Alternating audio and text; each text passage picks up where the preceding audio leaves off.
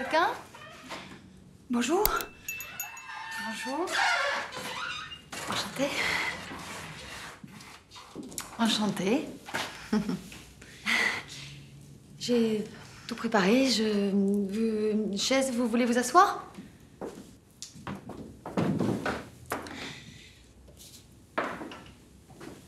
On se met là? D'accord. D'où venez-vous, Julie Gaillet? Mes origines. Alors, je suis née à Paris, donc à Suresnes, mais l'hôpital Foch. Mais de mes origines, j'ai du sang polonais, irlandais, corse, espagnol. C'est un mélange assez explosif. Et puis d'un milieu assez privilégié. Voilà, j'ai un père chirurgien digestif, donc voilà, professeur de chirurgie digestive, une mère antiquaire.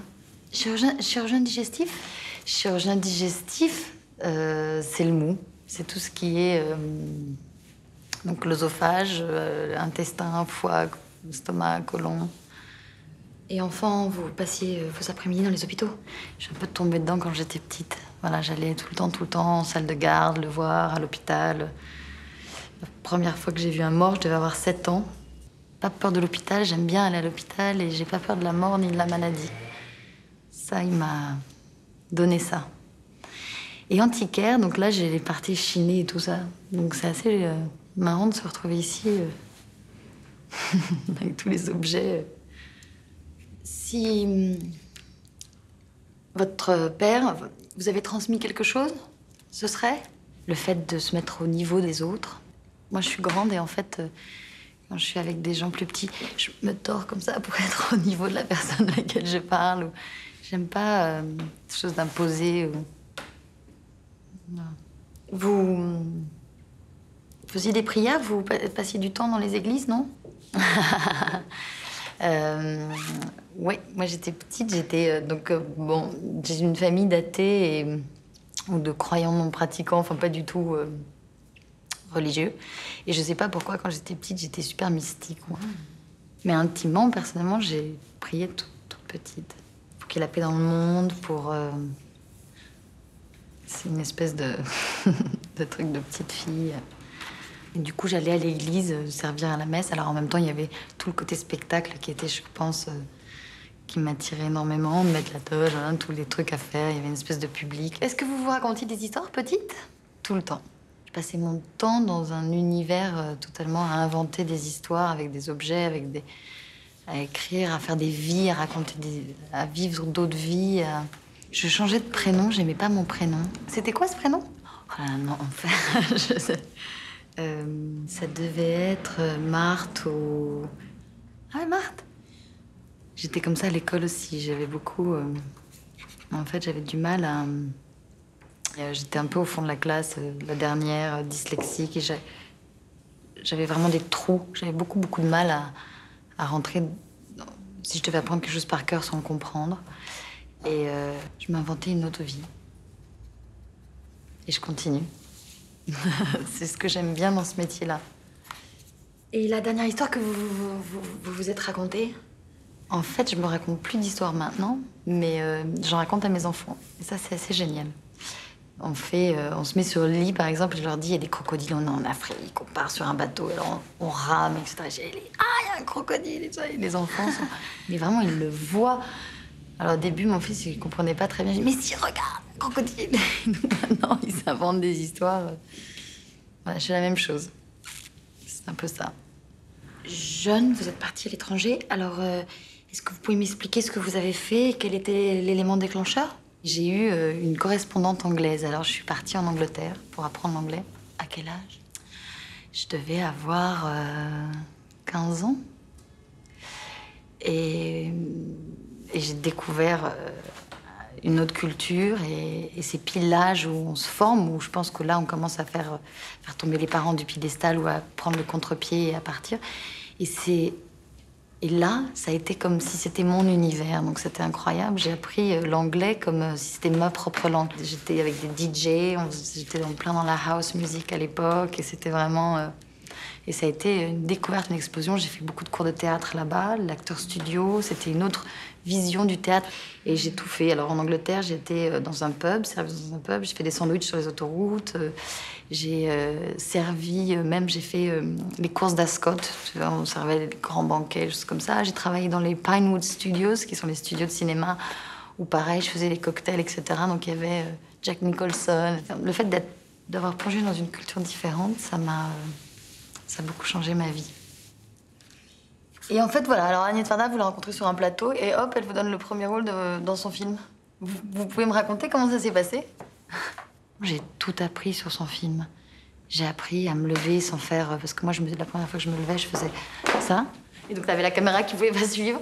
Donc, le caméra me dit, oui, amorce ta levée. Donc, j'amorçais ma levée pour que le perchman, tout le monde, de comprendre les marques, voilà. Et c'est là où j'ai tout appris. Tout appris avec Agnès. Et puis surtout, il y avait Marcello Mastroianni, Michel Piccoli.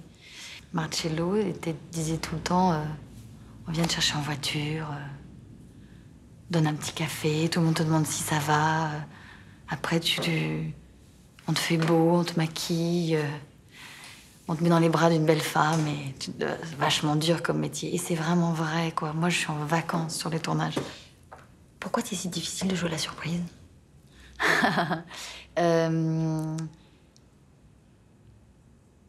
Parce que la surprise, c'est une porte qui claque.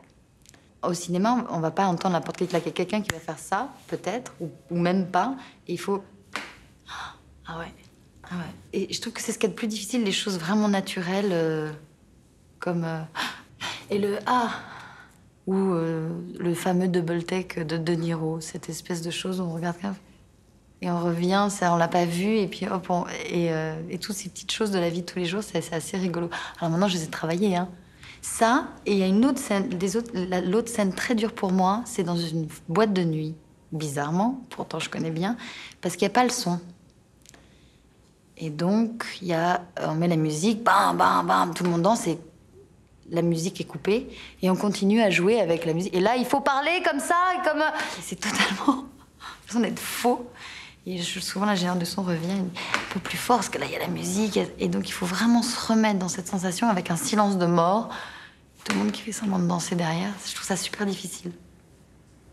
Ça vous arrive de dire non à des scénarios? Avant, je pouvais faire des expériences en me disant c'est une expérience et puis ça passe, c'est pas grave. Et maintenant, c'est quand même à chaque fois du temps que je donne pas à mes enfants, du temps. Et le temps est...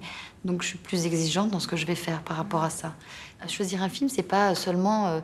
Donc, c'est un engagement, c'est moralement ce que raconte le film. Ça, pour moi, c'est très important. Vraiment, un film qui serait une caricature sur une image de la femme, c'est impossible pour moi de faire ça. Oui. Mais c'est surtout et avant tout, pour moi, la rencontre avec quelqu'un, avec un univers, avec un réalisateur, et de plonger dans son univers. Donc, quand j'ai commencé, il fallait que ce soit des univers les plus différents et les plus loin de moi. Le trac, c'est quelque chose qui vous dit quelque chose? Le trac, je l'ai jamais eu. C'est-à-dire? J'ai peut être nerveuse mais enceinte, j'ai découvert ce que c'est que le trac paralysant, tétanisant. Et là, j'étais totalement... je pouvais plus parler, j'arrivais même pas à avoir... je pouvais rien faire. Je me souviens avoir fait des émissions de télévision enceinte, l'enfer. Et je comprenais pas ce qui m'arrivait. Et en fait, moi, j'ai fait du chant lyrique quand j'étais jeune, donc je pense que j'ai dû avoir une bonne respiration. Et le trac, c'est vraiment la respiration. Et enceinte, c'est comme si on avait le diaphragme qui montait, parce qu'il y a le ventre. Et donc les côtes qui montent, et on se met à respirer comme ça. Et une fois accouchée, je continue à avoir le trac. Je me dis, c'est pas possible. Et c'est là où j'ai réalisé que j'avais gardé cette respiration-là. Et c'est petit à petit, en refaisant du yoga et en me rendant compte que, en respirant, que c'était vraiment ça. En fait, vous êtes beaucoup à l'écoute de votre corps. Beaucoup. Beaucoup, beaucoup, beaucoup. Mais c'est l'outil de travail. Pendant 1 an, quand j'étais dans les cours de théâtre, j'ai passé 1 an à aller dans les boulangeries et à faire « Bonjour, est-ce que je pourrais avoir 2 croissants, s'il vous plaît ?» pour essayer de me casser la voix. Et donc tout de suite, je sais pas si c'est à cause du chant, mais j'avais cette sensation de la voix. Et donc pour chaque rôle, je travaille une voix différente. Et dans la vie, qu'est-ce qui vous serait impossible de faire? J'ai du mal avec les rapports de force, m'énerver. Je préfère arranger les choses. J'ai beaucoup de mal avec la violence. Ça me tétanise, j'ai vraiment du mal. Vous vous souvenez la dernière fois que vous avez craqué? Vous êtes sorti de vos gonds? La dernière fois que j'ai craqué, c'était après un long mois, longue période de promotion, de tournée province, de fatigue, où j'avais vraiment l'impression de m'investir. C'était un film très important. Et le réalisateur qui m'appelle pour me demander de rester dans mon rôle d'interprète parce que lui, il voyait pas le film de la même manière que moi. Et là, alors je sais pas si c'est parce que moi j'étais fatiguée, déçue, et j'ai pris ça et je me suis hurlé au téléphone. J'ai commencé très doucement et puis, mais c'était voilà. Si vous devez vivre à l'étranger, alors moi je me suis sentie chez moi en Chine.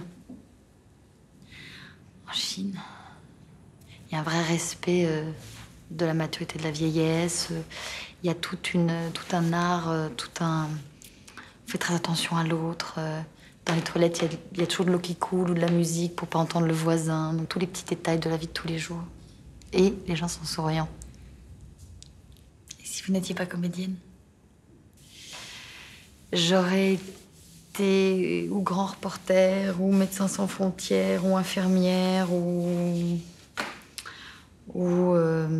photographe. Si je vous dis 33 ans, fin du martyre, début de la résurrection. Ça veut dire que c'est le début d'une nouvelle vie.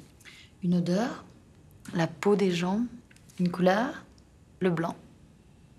Le blanc, les fleurs blanches enlèvent les mauvaises ondes dans les maisons, le blanc. Une boisson, l'eau. Un rôle que vous rêveriez d'interpréter, Antigone. Votre dicton préféré. En anglais, il y a une expression qui dit « It takes two to tango ». Ça veut dire qu'on est deux à faire les choses. C'est jamais toujours la faute de l'un ou la faute de... Ça se fait à deux. Voilà. Et une passion, mon métier. Merci, Julie Gaillet.